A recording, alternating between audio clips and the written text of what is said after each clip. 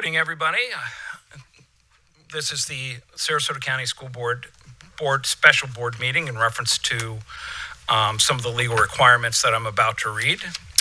This is millage and budget as of Tuesday, July 29, 2025. As the chair, the legal requirement is, I'll read it really quick. The Florida State Statute 200.062E states, the School Board of Sarasota County, Florida will soon consider a budget for the 25-26 year. A public hearing to make a decision on the budget and taxes will be held on July 29, 2025 at 1980 Landing Boulevard, Sarasota, Florida. During such discussion, the governing board shall hear comments regarding the proposed millage rate. The general public shall be allowed to speak and to ask questions prior to the adoption of any measures by the governing board. The governing board shall adopt its tentative or final millage rate prior to adopting its tentative or final budget. First thing would be public comments. We'll quick write and have one more legality we'll have to. On July 22nd, 2025, the board authorized to advertise the 2025 proposed millage rates and 2025 tentative budget. The notice of budget hearing, budget summary, and capital outlay notice were duly advertised on the district Sarasota County's publicly accessible websites beginning July 25th, 2025. The Sarasota County School Board 2025 taxable assessed property values represents a 2.9% increase from the 2025 certified tax value. The 2025 proposed required local effort millage rate of 2.847 mils represents a 1.17% decrease from last year's rollback millage rate. The total 2024 proposed millage rate represents a 0.51% decrease from last year's rolled back millage rate. The required local effort millage must be levied by the school board if the district is to participate and receive any Florida Education Finance Program funds in the fiscal year of 25 to 26. The operating millage is required to hire staff for the school district, pay negotiated salaries and fringe benefits to staff, the cost of fuel, electricity, and other goods and services. At this point, we take a motion and then we'll go ahead and we'll have public comment based upon what appears. This is for school board travel. The Sarasota County School Board approved the board members out of county travel for official business. Do I have a motion?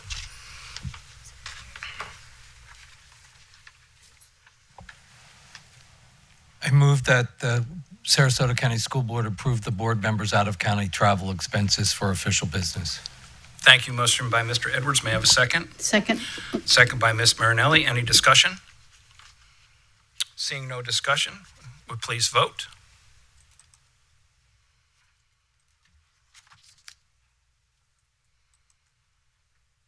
Motion passes 5-0. Next, we are going to have public comment reference to today's meeting. Each speaker will state their full name and have up to 3 minutes. A timer will appear on the screen. Ms. Tompkins, if you would, please. Thank you, Chair. The first person is Casanova Doherty.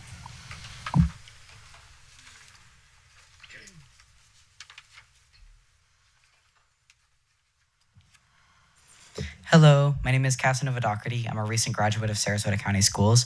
I'm here again to speak to you about the budget and about some ongoing concerns I have about the evolving funding landscape. I'd first like to thank you for the statement you put out today. I really appreciate your transparency and efforts to counteract misinformation and to address the community's concerns. I understand that the federal funds have been unfirmed, but this will still affect students in the 2026 school year. We're not out of hot water yet, and we will still feel the effects of this crisis in our mental health programs, or at least to my understanding, in the mental health programs, our classroom staffing, and after-school programs. I have reason to hope that since this budget is still in revision, we have a chance to act. It's my understanding that we have a town hall scheduled for September, but I think we need one sooner than that. Before the start of the school year to address the budget crisis and inform parents, students, and community members on how it will affect us. If there's anything I or my community can do to help to advocate for this or help this to happen in any way, please let me know.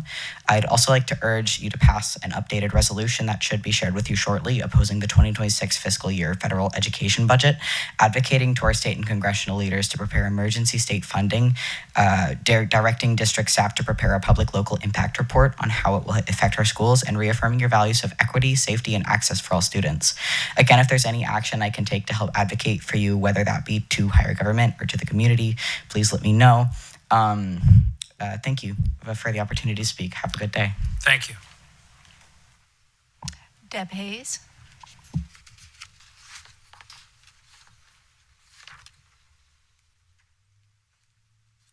Good afternoon. I'm Deb Hayes, and I'm here to give some brief observations on the budget. But first, I have to say congratulations and job well done to the staff who toughed through terrible disruptive nature of putting a budget together and then arriving at a proposal that, in fact, keeps budget cuts as painless as possible. My observations might not be obvious upon an initial review, but I'm very concerned about the district's interest in what we know is going to be happening over this next year. Federal funds are facing huge reductions as the budget year begins in October. As these funds come into the states with, quote, more flexibility, there's no assurances that the district will see the level of support for some of the vital services that we've been able to provide. Adult education and English acquisition, which is in the budget for this year, is totally removed from the federal budget coming the next year. This is both a critical education issue and a financial issue for our community.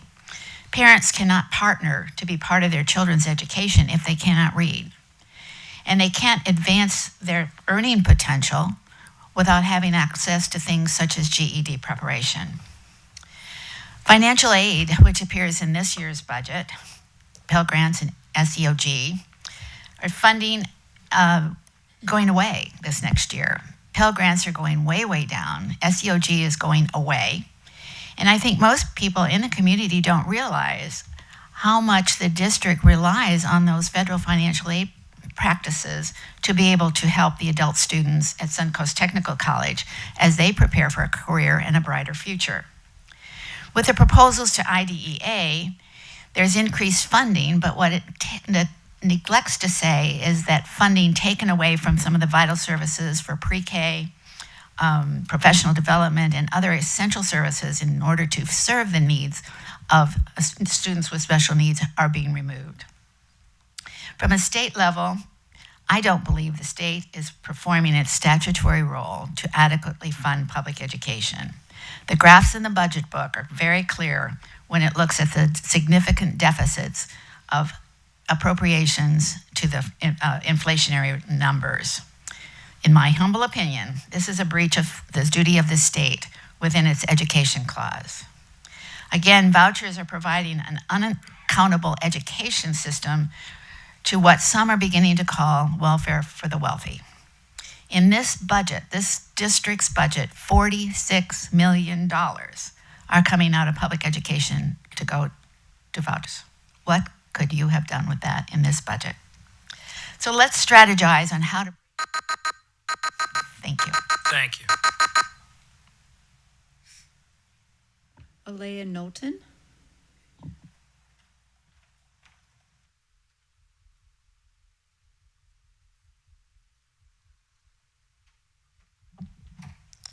Hello, my name is Alea Knowlton. I've graduated from Sarasota schools and attended my entire education up until college.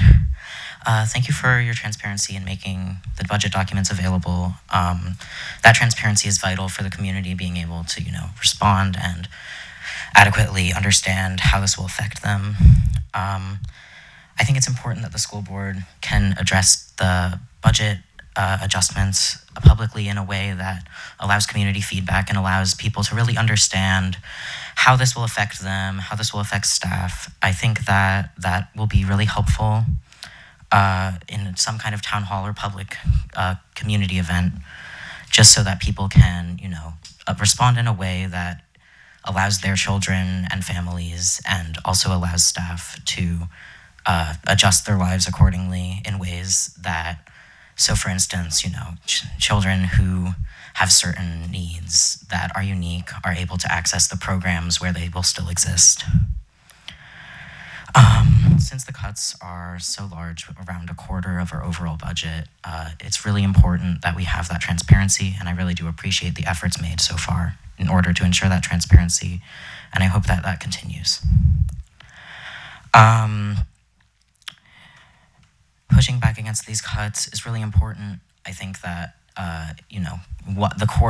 it is almost a quarter of our entire budget in total, and a lot of projects to improve our schools have been put on hold because of these budget changes. So if there is a way that, either the board or the community can respond at either the state or federal level to ensure that our schools get adequate funding, I highly encourage the board to do so, and also to let the community, and by my extension myself, be aware of how we can support that. I know I would be willing to go to Tallahassee and talk to people and try to advocate for our students in our schools. And I know that there are a lot of people who I know and also who I don't know who would be willing to do that. Yeah, so thank you. And please do consider, proposals by the public to try to ensure that our teachers and students face the least harms possible due to this. Unfortunately, a lot of it is unavoidable because it is such a large cut. But with the large staffing cuts, just ensuring that that is used in a way that, has harm reduction in mind. And I know that that has been considered so far, but just making sure that the public is aware of how. Thank you. Thank you. Deborah Edwards. Okay,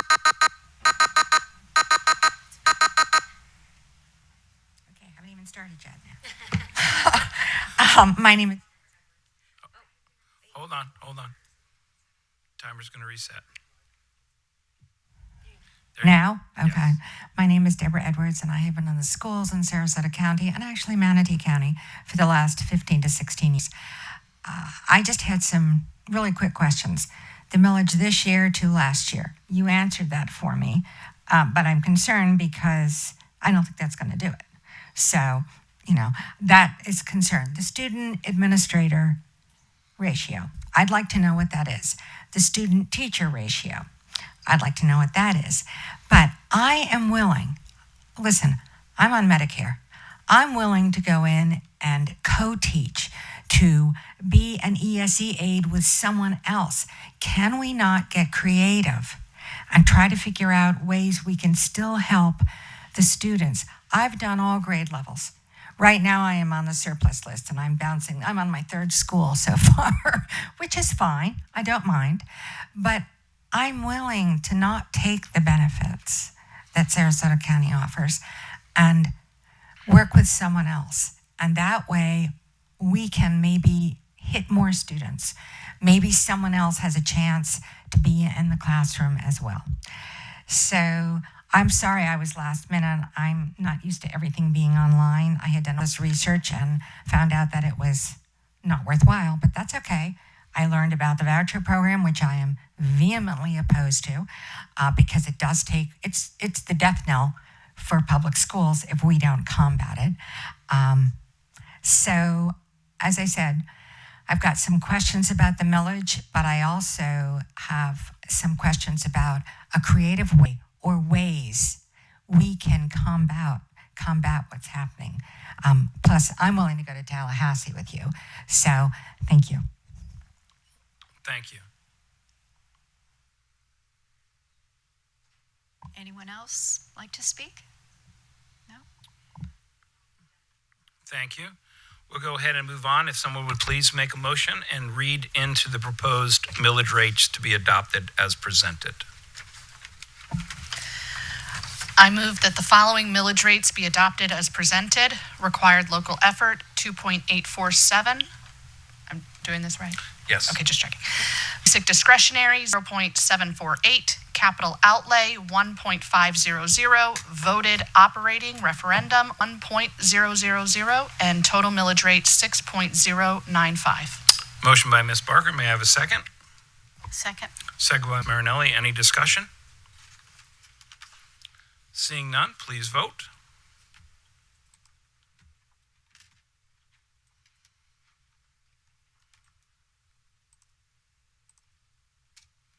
Motion carries 5-0. Next is in reference to the 2025-2026 tentative budget. May I have a motion as it's presented? I move that the 2025-2026 fiscal tentative budget be adopted as presented. Motion by Mr. Edwards. May I have a second? Second. Second by Ms. Marinelli. Any discussion? Mr. Edwards, please. Thank you. I want to start by thanking the public for being here.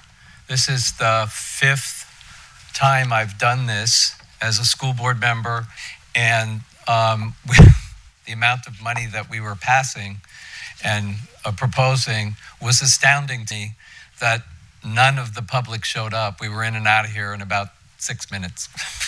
So although it's distressing, some of the pieces of the budget that we're proposing, I'm grateful for the public to be participating.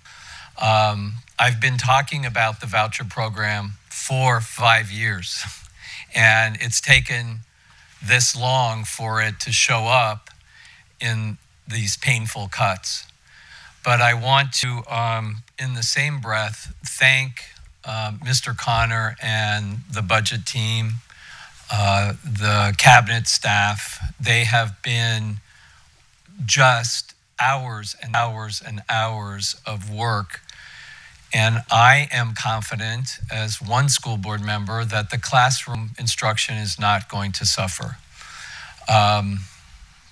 The conversations that Mr. Connor put forward and all the explanations that were referenced in public comment, the detailed time and effort that he put in to get that explanation out clearly to be understood is also, I'm grateful for, because government budgets, school board budgets do not translate to a household budget. They're very complicated.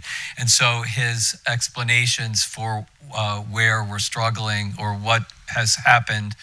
And also, I would tell you that there's not enough money in the world to solve our behavioral problems and that kind of mental health support that, but we're, as Mr. Connor put forward, we're doing significantly better in those areas, even with the cuts, than before ESSER dollars. So things are not as crisis-oriented and not as bleak as they sound, but stay tuned, because one public speaker mentioned the federal cuts that are coming our way next year. And trust me, Tallahassee's not done unless the public wakes up and gets involved and speaks loudly that the voucher program needs adjustment. Thank you. Thank you. Any other discussion? The only thing I would add is I'd really like to thank Ms. Penner and Mr. Connor. I mean, he put out a very, very, very, very in-depth response to as much transparency as possible, which this is where I see that this is really where it is, because just as everybody is asking for more meetings, more transparency, more stuff, is his response to what is going on is that it's all over the state. It's 19 billion down in Charlotte, I believe. It's all over the place. And that's something that I know that all boards are. And the biggest way in order to have public trust is, I believe, is you have to be transparent, and that you have to be able to answer the hard questions. And for what Mr. Connor put out, I think that is exceptional, especially at the last board meeting, as he is painstakingly with the staff has gone through all of this to be able to make sure that we are not going to affect our students, because I think that is what's important, as well as making sure that we take care of our teachers. I spoke the last time in reference to that. With everything, they are also in the same position where they are looking for additional funding to be able to live in Sarasota, which living Sarasota has a cost. And we want the very best teachers and the very best faculty and staff, and Mr. Connor is, and as well as I can speak for the board, is that we are 100% with trying to do everything we can for teachers to make sure that they are taken care of, because we know they're only as good as what they are. So with that, again, I say thank you. Seeing no other discussion, if you would please vote.